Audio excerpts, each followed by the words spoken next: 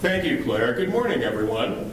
Good morning. It is great to see you again here for the 6th time. This is feeling like a tradition at this point, and a very good one at that. These are important convocations that address important questions, but let me talk about something a little bit less important before I get to that. I want to talk about these drapes. They're really quite nice. But if you really want to see what's new and exciting at Baruch College, when you leave here today, walk out the north side of this building, and you will see a plaza closed now between 3rd Avenue and Lexington Avenue that is now the campus for Baruch College. And shortly there will actually be trees and grass and all those exciting things. And if somebody wants to bring a frisbee dog down the road, feel free. We're very excited about this.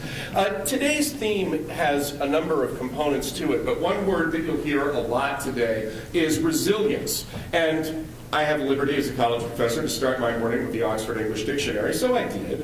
And what the Oxford English Dictionary says about resiliency, which is actually the first of the terms that they describe, is the tendency to rebound or recoil. I don't like recoil so much, but rebound or recoil is definition number one. Definition number two is the tendency to return to a former state.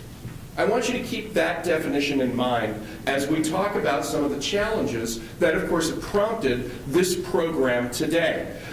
We are facing in this sector unprecedented financial challenges. We've talked about those at this symposium for a number of years. And of course, in the wake of Sandy, and this is the first such symposium we've had since that disastrous event, we're also keenly aware of our physical vulnerabilities to our plants, to our facilities, to the people we serve, to our ability to maintain continuity of business operations, which sounded like something that you studied in emergency management class until November, and boy, does it have a lot more real-world resonance today. So I want to talk a little bit about what resiliency might mean in 3 basic senses.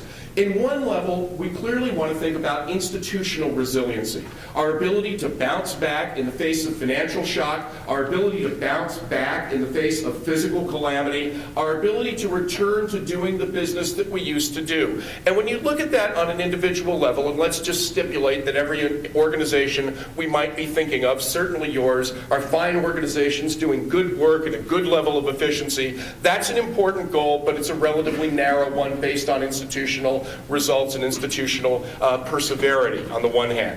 Let's move to a second frame on sustainability, a second frame on resilience, and that is sector-wide resilience.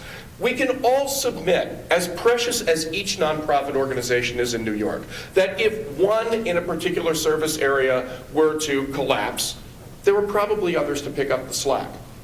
But what if there were 2? What if there were 3? What if there were 11? What if there were 150? What if we were to lose merely 5% of our city nonprofit organizations, roughly 2,200 organizations? That might be pretty bad. What would happen if they were all concentrated in one area, particularly impacted by flood, particularly impacted by, let's say, a sequestration that, might just be coming up on, say, Friday? Okay? These are very different questions because now we're talking at a fundamental level, not just about the health of an organization, but about the ability of a sector that serves the neediest among us to continue that service and how it will begin to make choices as it triages pain and as it triages the prospect of progress. Final frame. What about resilience of results? We will have to be thinking not only about how we sustain institutions, but about how collectively we sustain the ability of those institutions to serve and the outcomes that reflect the quality, that constitute the quality of the service that we provide. And I submit that this is hard.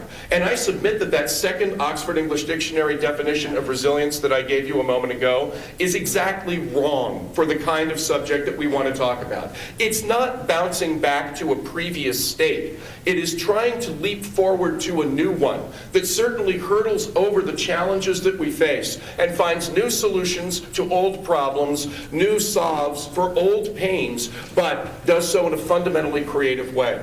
I am proud to be here as Dean of the School of Public Affairs, where these are questions that affect us every day, where we educate the largest number of nonprofit-oriented master's students in the United States, and where we have Jack Krauskopf and his terrific Center for Nonprofit Strategy and Management to think through exactly what those solutions look like. You are going to have a wonderful day. It is terrific to be working with the Better Business Bureau and all of the committee partners.